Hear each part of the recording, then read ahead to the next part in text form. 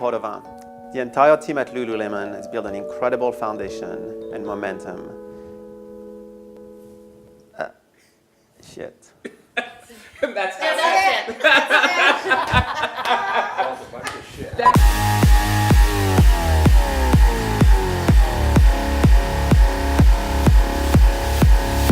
I got this feeling on the summer day when you were gone. I crashed my car into the bridge. Nah, we'll stay. I don't care. I love it. I don't care. You're on a different road. I'm in the Milky Way. You want me down on Earth, but I am up in space. You're so damn hard to please. We gotta kill this switch. You're from the 70s, but I'm a 90s bitch. I love it.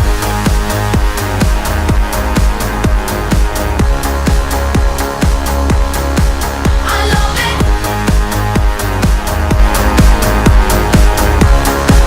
I love it. That's a wrap. We got it. So 2 years ago, I was hosting our leadership conference in Vancouver, and we had 1,200 of our very best store managers, assistant store managers, and directors from around the world. And we put out our 10-year vision.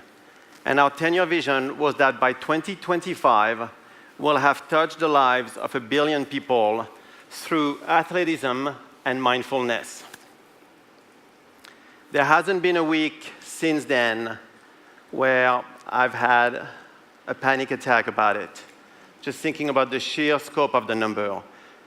And seeing this video is actually something that I should do every day.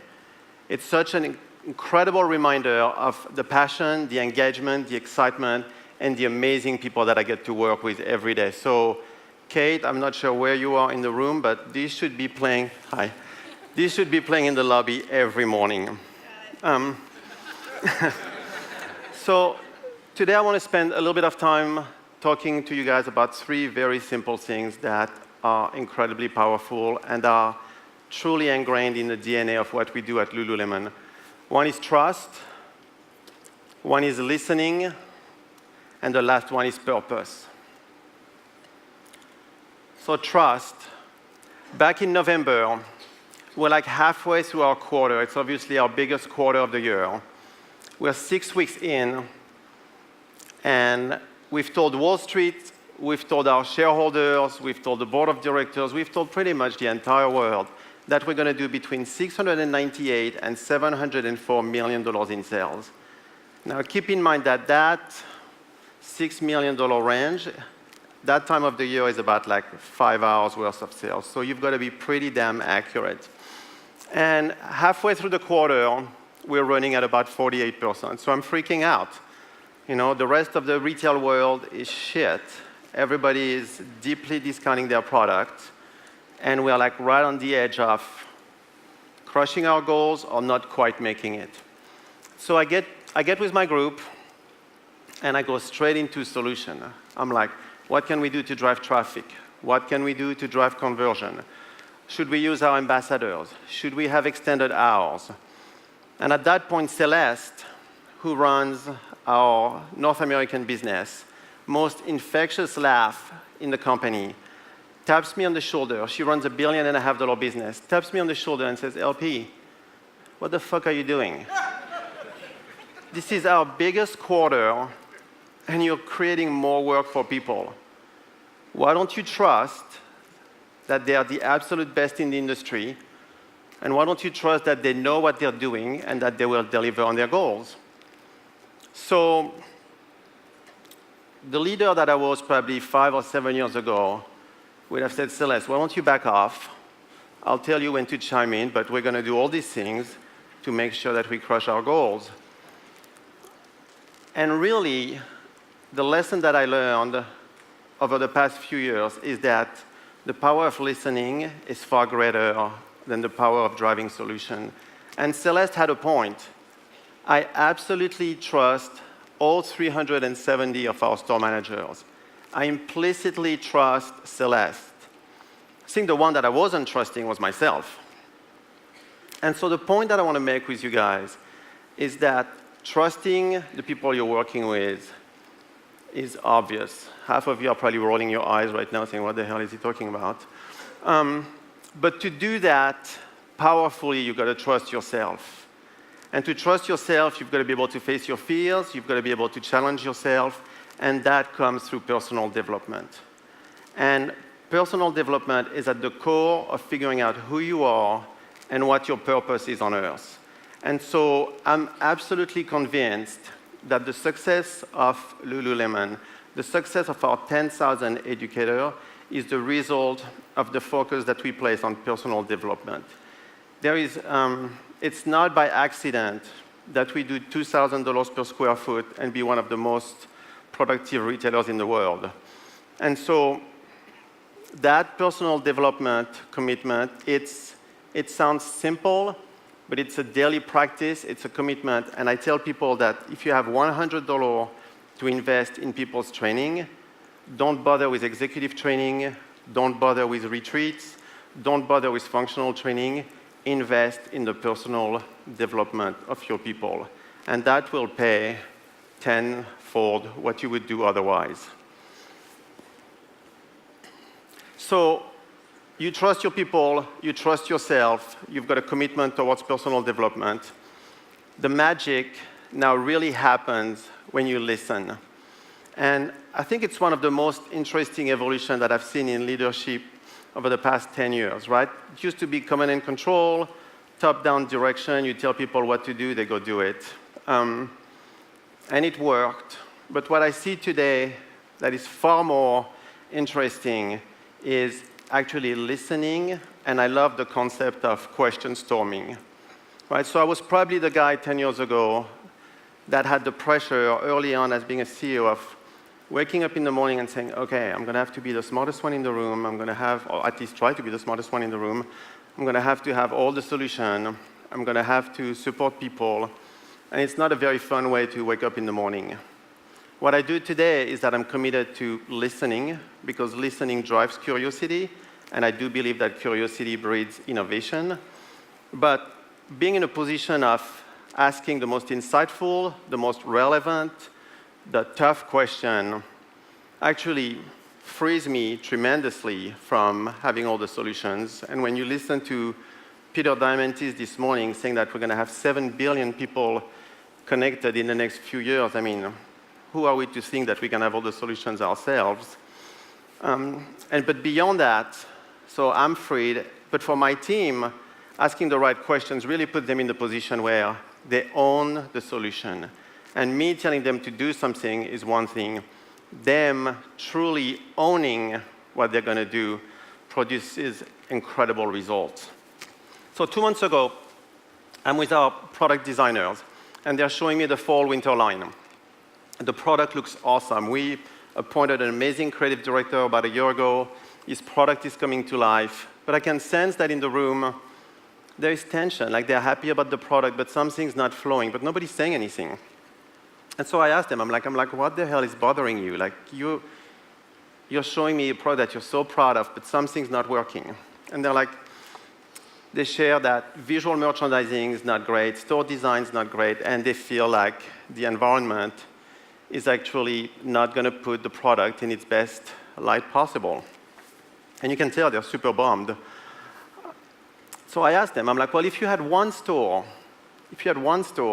1 month, what would you do? And so it was incredible to see the passion come to life, right? Courtney wanted to repaint all the walls white so that the textures of the product would come to life. Jessica wanted to work on the lighting, and Allison wanted to work on the music. So just by virtue of listening, I gave them 50 grand, I gave them 1 month to work on one of our stores that probably needed the most TLC. I mean, it was a little dated. It had not been renovated in quite some time. And I let them run with it. Last Wednesday, I was in that store, and what I thought was mind-blowing. In 4 months, a group of 5 people totally changed the environment and created an environment where the design intent of our product is going to come to life in a really, really powerful way. So think about that. I mean, yeah, they did do a great job, but it's a $2.5 billion organization. We've got a construction department, we've got a design department, we've got facilities department, we've got, I don't know, we've got trucks. They could have easily go to all of these departments and say, hey, you have 1 month to do this. So what drove them to rent a U-Haul, do round trip to IKEA, go to Home Depot, and pull a couple all-nighter to make the store look that great? It wasn't about selling more black stretchy pants. It wasn't about the store looking great. It was their deep alignment with our purpose of elevating the world to greatness in the community where we have a presence. And so that brings me to purpose. I mean, a lot of companies have purpose, right? I mean, I was at Louis Vuitton, the purpose was the art of travel. At Burton, it was standing sideways, really to piss off the skiers. At Tom's, it was bringing to life the one-for-one model. And at Lululemon, it's bringing athleticism and mindfulness to the rest of the world. And a model that I've been really passionate about these past couple of years is the concept of doing well to do good. And I was at an offsite with my team, and I had invited David G to facilitate the offsite. So some of you, do you guys know David G? Some of them do. He looks like Santa Claus. He spent the first 20 years of his career as a junk bond trader in New York, and the last 20 years as a meditation guru working with the Chopra Center and others. And he brings incredible perspective. And so I was talking to my team about the concept of doing well to do good. And Doug, my head of brand and community, looks at me and he's like, LP, I have no fucking clue what you're talking about. It makes no sense to me. And I got a little cranky. And so David G, as a good meditator, got in between the two of us and grabbed a flip chart. And on his flip chart, he drew an arc. And on his arc, he said, well, on one end of the spectrum, you can be an organization, a brand that has no soul, no purpose. You can be highly profitable, and it's not going to last very long, but you can make a shitload of money. And on the other end of the spectrum, you're an NGO, you've got a ton of purpose, but you don't have a bottom line, and you're actually relying on donation to survive. And it's actually in looking at that arc that what I was trying to articulate in the concept of doing well to do good hit me. I'm actually convinced that today, the more soul and the more purpose you have as an organization, the more profitable you will be. And as a result of that, you will attract, retain, and engage the most amazing employees, and you will create effortless loyalty with your consumers.